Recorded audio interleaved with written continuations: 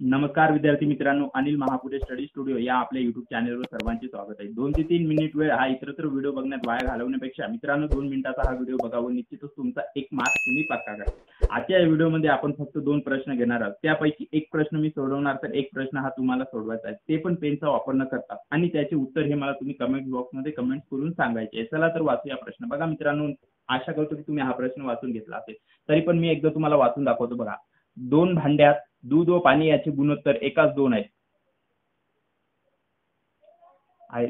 दोन्ही मिश्रणे एकत्र केल्यास दूध व पाण्याचे मिश्रणातील गुणोत्तर किती? आता बघा मित्रांनो, हा प्रश्न कशा प्रकारे सॉल्व्ह करायचा मी तुम्हाला सॉल्व्ह करून दाखवतो। सर्वप्रथम काय करायचं मित्रांनो, बघा आपल्याला दूध आणि पाणी दिले आहेत। मी सर्वप्रथम ते दूध आणि पाणी, बघा मिल्क आणि वॉटर असे आपल्याला 2 गुणोत्तर दिले आहेत। मी 2 वेळा मिल्क आणि वॉटर अशा प्रकारे लिहून घेतो आणि याच्या खाली हे गुणोत्तर लिहून घेतो। बघा दूध आणि पाण्याचं, बघा दूध 1 आणि पाणी 2 अशा प्रकारे आपल्याला पहिलं गुणोत्तर दिलं आहे आणि दुसरं गुणोत्तर 1 आणि 3 असं दिलं आहे दूध आणि पाण्याचं। आता काय करायचं मित्रांनो, बघा ह्या 2, 1 आणि 3 चा बेरीज करून ह्या दुसऱ्या गुणोत्तरासमोर लिहायचं। जसं की मी इथे लिहिलं 3, 1 आणि 2 ची बेरीज करून लिहिलं, तसंच या गुणोत्तरासमोर ह्या दुसऱ्या गुणोत्तराची म्हणजे 1 आणि 3 ची बेरीज करायची। 1 आणि 3 ची बेरीज होते 4। आता काय करायचं मित्रांनो, बघा हे जे 4 आहेत त्यांनी जिथे आपल्याला मिल्कचं गुणोत्तर दिसेल त्याचा गुणाकार करायचा। बघा इथे आपल्याला मिल्कचं गुणोत्तर आहे आणि इथे मिल्कचं गुणोत्तर आहे, म्हणजे 4 1 4 लिहून घ्यायचे, अधिक पुन्हा या 3 ने या 1 ला गुणायचं, म्हणजे 3 1 3। बघा हे आपल्याला मिळालं दुधाचं गुणोत्तर। भागाकारामध्ये आता आपल्याला जिथं पाण्याचं गुणोत्तर दिसेल तिथं गुणाकार करायचा, म्हणजे इथे बघा पाण्याचं गुणोत्तर 2 आहे, म्हणजे ह्या 4 ने या 2 ला गुणायचं, 4 2 8।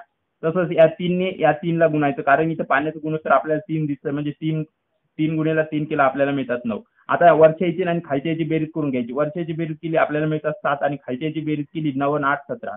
तर याचं गुणोत्तर आपल्याला मिळालं मित्रांनो 7 17। बघा तर या प्रश्नाचं योग्य ते उत्तर आहे, जे की आपल्याला ऑप्शन क्रमांक 1 मध्ये दिसतं। बघा मित्रांनो, इथे ऑप्शन ए आणि ऑप्शन बी सारख्या प्रमाणात आहे, कारण की बघा मित्रांनो कधी कधी एक्झामिनर आपल्याला काय करतो, दूध आणि पाण्याचं गुणोत्तर देतो, परंतु विचाराच्या वेळेस शेवट आपल्याला काय विचारतो मित्रांनो, पाणी आणि दुधाचे गुणोत्तर विचारले जाते। म्हणजे आपल्याला इथं जर वॉटर आणि मिल्कचं गुणोत्तर विचारलं असतं तर ऑप्शन क्रमांक 2 हे आपलं बरोबर असतं, परंतु आपल्याला इथं दूध आणि पाण्याचं गुणोत्तर विचारलंय, त्या कारणास्तव आपलं 7 17 हे बरोबर असणार आहे, जे की आपल्याला ऑप्शन क्रमांक 1 मध्ये दिसतंय। चला तर मित्रांनो, बघा पुढील प्रश्न हा तुम्ही मला विदाऊट पेन वापरल्याचा जागच्या जागी सोडून हा प्रश्नाचं उत्तर मला कमेंट बॉक्समध्ये कमेंट्स करून सांगायचं आहे। व्हिडिओ आवडल्यास व्हिडिओला लाईक करायचं, चॅनलला शेअर करायचं आणि सबस्क्राईब करायचं। भेटूया अशा नवीन व्हिडिओ सोबत, तोपर्यंत धन्यवाद, थँक्यू। आणि आशा करतो बघा मित्रांनो, या प्रश्नाचं उत्तर मी सांगतो तुम्हाला 90% विद्यार्थी मित्र या प्रश्नाचं उत्तर हे चूक देणार आहेत, आणि जे कोणी विद्यार्थी मित्र या प्रश्नाचं उत्तर बरोबर देईल तर पुढच्या व्हिडिओमध्ये त्यांची नावे मी कमेंट्स मध्ये मेन्शन सुद्धा करणार आहे। चला तर भेटूया नवीन व्हिडिओ सोबत, तोपर्यंत धन्यवाद, थँक्यू।